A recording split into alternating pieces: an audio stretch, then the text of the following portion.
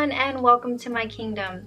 In today's video, we're gonna acclimate some shrimp and move them over to a new tank. The bowl that I escaped a couple weeks ago is now cycled.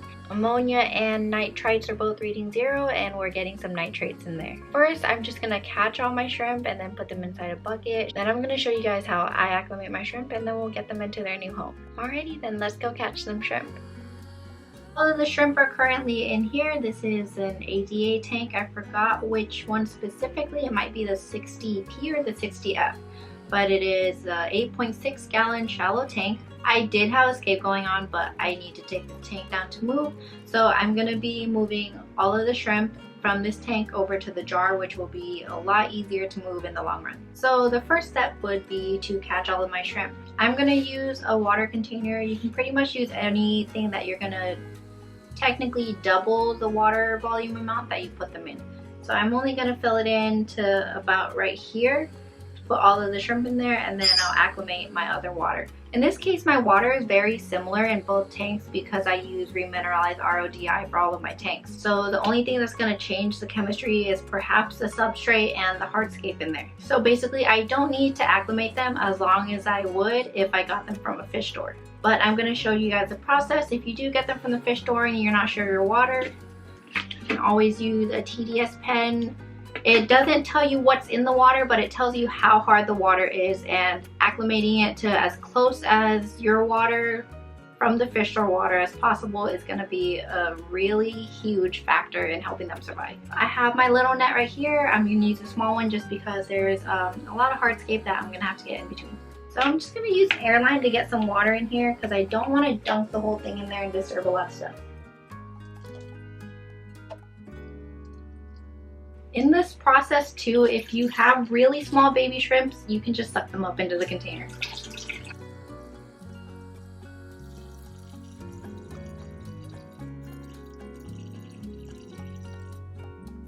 Okay, so I have that much water. It's just enough for me to put the shrimp in there, and I don't want to put too much water in here just because it'll take longer to acclimate to the other tank too. So now I just need to catch them. So I got my net right here, and then we're just going to scoop shrimp and put them down in the bucket.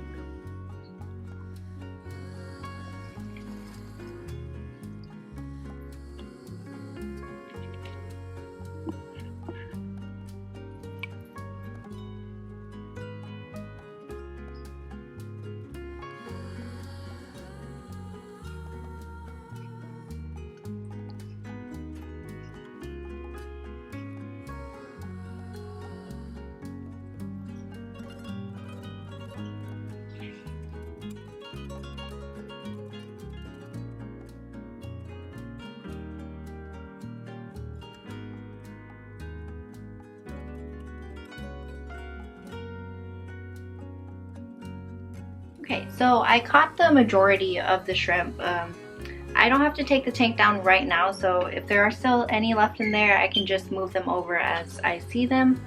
But here are all the shrimp I have. There's just around 15 to 20 of them, a lot of mixed neos. So now that I have them in here, I'm going to use my TDS pen just to check the TDS of this water and then check the tank they're going into as well.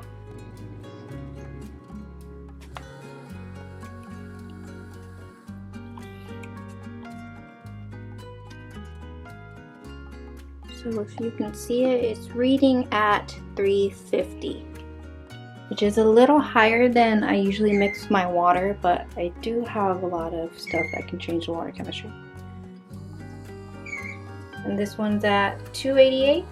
So you want to meet at least in the middle of those numbers for neos. If it's a bigger change, you're going to want to get as close to the tank water as possible.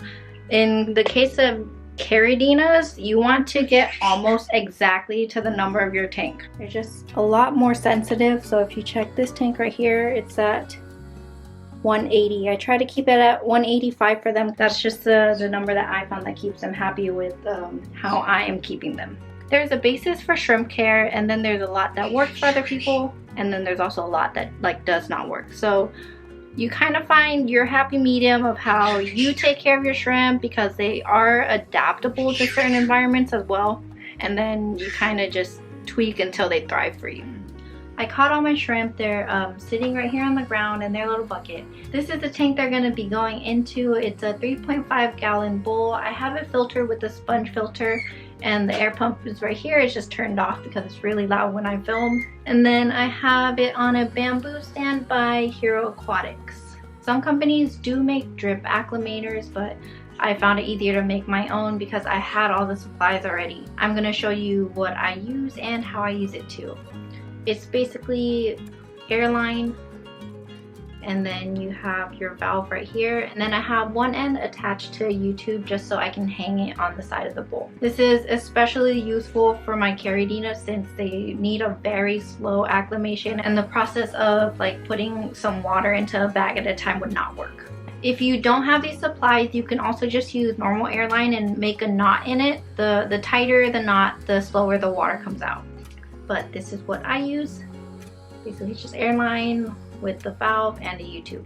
To start it off, I generally leave it at a semi-closed position just so when I do start it, if I'm dripping my Caridina shrimp, it doesn't come pouring out, because if your water is very different from the store water and it pours onto the shrimp, it can actually kill them. And that is just the case with Caridina shrimp. Neos are a lot hardier, but it take a very drastic change for it to kill them.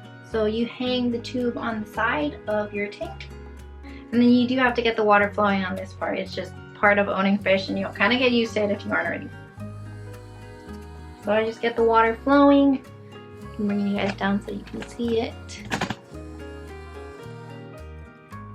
And it's going very slow right now, so I can just open the valve until all the air and the water comes out.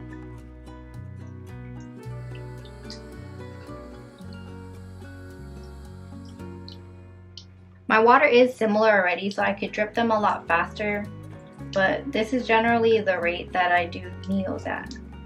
If I were to do Caridina shrimp, it'd be a lot closer to about 1 drip per second to every 2 seconds. Okay, so I'm just gonna leave that in there. So pretty much I'm gonna let the water drip in there, and then I'll check the TDS once the water's about double. If it's semi-close to the tank, then I can just put it in there. So while they're dripping, I just wanted to go over one tip. If your water is very cold in the tank, or like came from warm water versus like the other way around, you do want to make sure that it's semi-close in temperature. They can handle temperature change, but not major. So say if it's snowing outside and your tanks are heated inside and you just brought them in, you do want to make sure the temperature is the same, because while the water is dripping into the bucket, it's still cooling down. So if it's a very big difference, you can drip them first and then float them in the tank to acclimate to temperature. I generally don't have to do that in my area, but it is just an extra precaution if you want to take it. So we're just gonna wait for them to drip, and then I'll bring you guys back when I check the TDS. I just got a reading of what they're at, and it is currently 303, and that is from around 355 going into 280, 290 range, so that's good enough for me. You can definitely wait longer if you want to, but in my case, I use the same water, so it's not a huge difference, so I'm just gonna move them in now. So I'm just gonna take this off and let the rest of the water run through.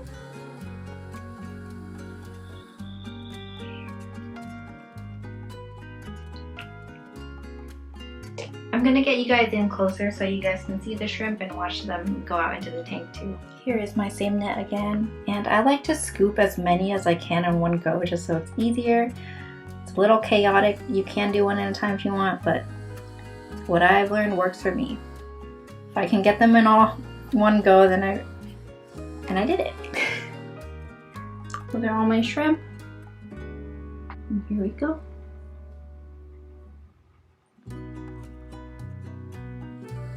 Sometimes if you give them a little wiggle, it helps.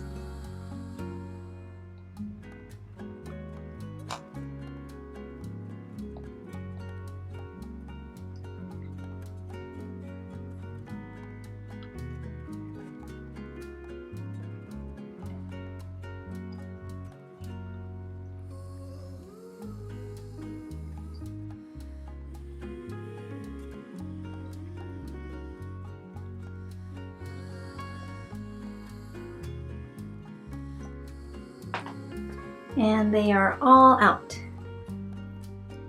Making sure. Yep, that is everyone.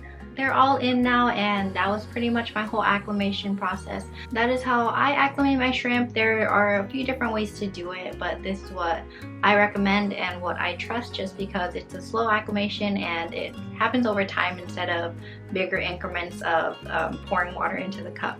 So before I do go, I'm gonna get you guys some footage of the shrimp exploring and adjusting. If you haven't had them before, they're super fun to watch just because of the way they graze and swim around. Again, if you guys do have any questions, feel free to leave them in the comments and I will do my best to get back to them. If you enjoyed the video or learned something new, please don't forget to like, comment, and subscribe. And until then, I will see you guys next time. Bye everyone!